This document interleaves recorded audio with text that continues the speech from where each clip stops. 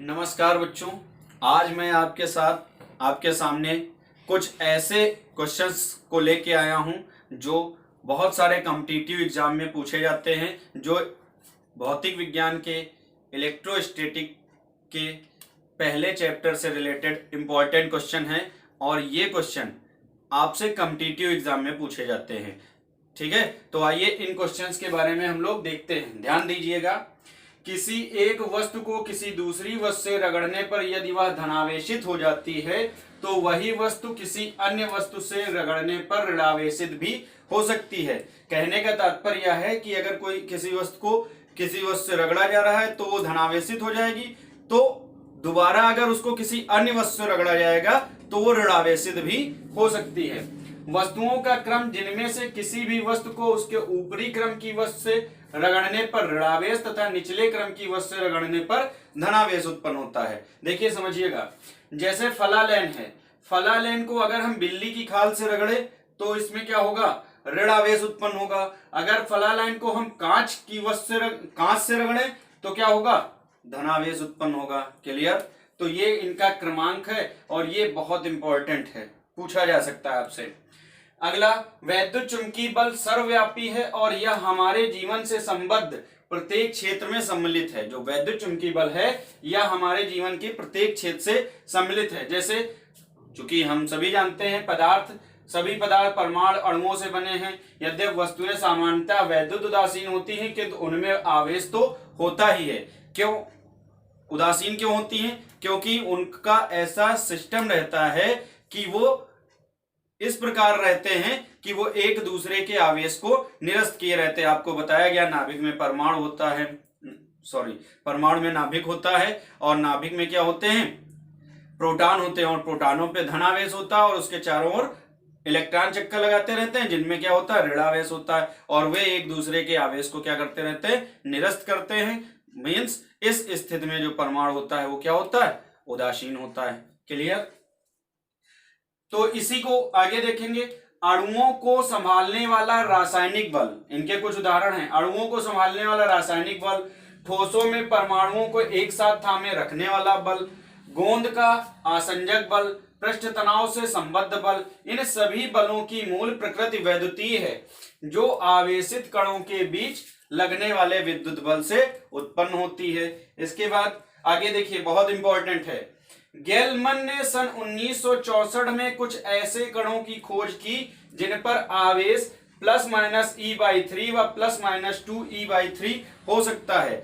आपको आवेश का क्वांटमीकरण पढ़ाया गया है, उसमें यह बताया गया है कि प्रकृति में उपस्थित जितनी भी वस्तुएं हैं सब में आवेश एक न्यूनतम आवेश के गुणक में होता है। वो +-E +-2E +-3E +-4E इस तरीके से हो सकता है, ना कि 1/2E 3/4E ऐसा नहीं हो सकता। लेकिन कुछ ऐसे कण पाए गए जिनमें +-E/3 व +-2E/3 क्या था, आवेश था। इन कणों को क्या कहा गया, क्वार्क कहा गया। क्या कहा गया, इन कणों को क्वार्क कहा गया। इन कणों को क्वार्क कहा जाता है। क्लियर? फिर तांबे के 1 सेंटीमीटर भुजा के घन में, अगर आपसे पूछा जाए कि तांबे के 1 सेंटीमीटर भुजा के घन में कितने, मीन्स कोई तांबे का धातु तांबे की है, ठीक है, उसकी 1 सेंटीमीटर भुजा का अगर कोई घन बनाया जाए तो उसमें इलेक्ट्रॉनों की संख्या कितनी होगी, तो 2.5 × 10⁻24 इलेक्ट्रॉन होते हैं। अमेरिकी वैज्ञानिक J.I. Friedman, Henry W. Kendall तथा कनाडा के रिचर्ड E. टेलर ने क्वार्क कणों के एंटी कणों की खोज की। ये जो क्वार्क हैं, जितने भी क्वार्क हैं, इससे पहले मैंने आपको बताया हुआ है वीडियो में, जितने भी क्वार्क कण हैं उनके एंटी कणों की खोज इन लोगों ने की और इसके लिए इन्हें क्या दिया गया, नोबेल पुरस्कार दिया गया। क्लियर बच्चों? आगे बच्चों इसी में और देखते हैं। यदि एक परावैद्युत माध्यम को परावैद्युतांक के मोटाई T को आंशिक रूप से आवेशों के बीच भर दिया जाए तो आवेशों के बीच प्रभावी दूरी कितनी हो जाएगी, r-t + t के हो जाती। ये जैसे Q1 Q2 आवेश हैं, इनके बीच कोई परावैद्युत माध्यम के था, उसके लिए है ये दिखाया गया है फिगर। अब अगर इस स्थिति में बल लगाया जाए, Q1 और Q2 के बीच लगने वाला बल ज्ञात करना हो तो क्या होगा, F equal to 1/4πε0 Q1 Q2 upon R minus T plus T root के का स्क्वायर। मतलब वही जो R में कमी आ गई दूरी में, वही इसमें क्या कर देना है, रख देना है।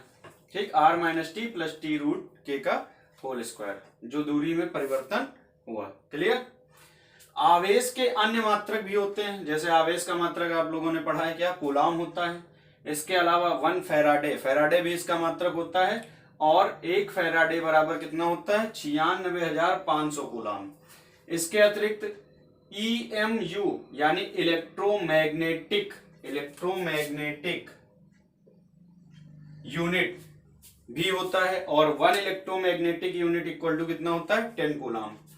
या फिर और इसका मात्रक क्या होता है, 1 एम्पियर घंटा, जिसे हम 3600 एम्पियर सेकंड या 3600 कूलाम कहते हैं। ये मात्रक इसका इस फार्मूले से आता है, Q equal to I T से। ये एम्पियर आवर भी हो सकता है, एम्पियर सेकंड भी हो सकता है।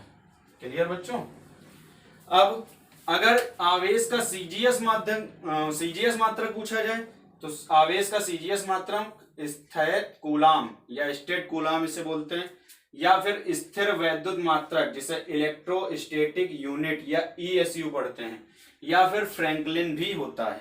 ठीक है। परीक्षण आवेश अनंतः सूक्ष्म परिमाण का, जो अभी परीक्षण आवेश की मैं बात कर रहा था Q0 की, ठीक है, पूरे चैप्टर में बात किया है मैंने। तो परीक्षण आवेश अनंतः सूक्ष्म परिमाण का कल्पित आवेश है, जो स्वयं अपना वैद्युत क्षेत्र उत्पन्न नहीं कर सकता है। क्लियर।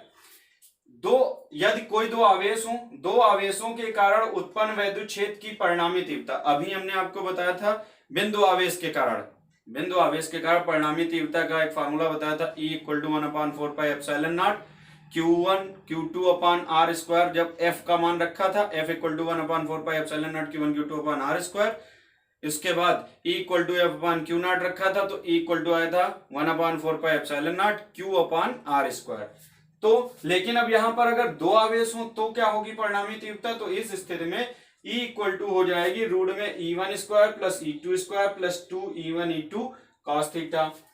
तथा अगर इनके बीच एंगल निकालना हो परिणामी तीव्रता और E1 के बीच या E2 के बीच, तो क्या होगा, tan alpha equal to E2 sine theta upon E1 plus E2 cos theta, जहां अल्फा क्या है, परिणामी विद्युत क्षेत्र की दिशा का कोण है। इसके अलावा अगर हमें कहीं आवेश की जांच करनी होती है बच्चों, तो आवेश की वास्तविक जांच वैद्युत प्रतिकर्षण द्वारा ही होती है। ये इस पार्ट से, इस लेसन से रिलेटेड जो इंपॉर्टेंट क्वेश्चन थे, जो परीक्षा कॉम्पिटिटिव एग्जाम में पूछे जा सकते हैं, वो हैं।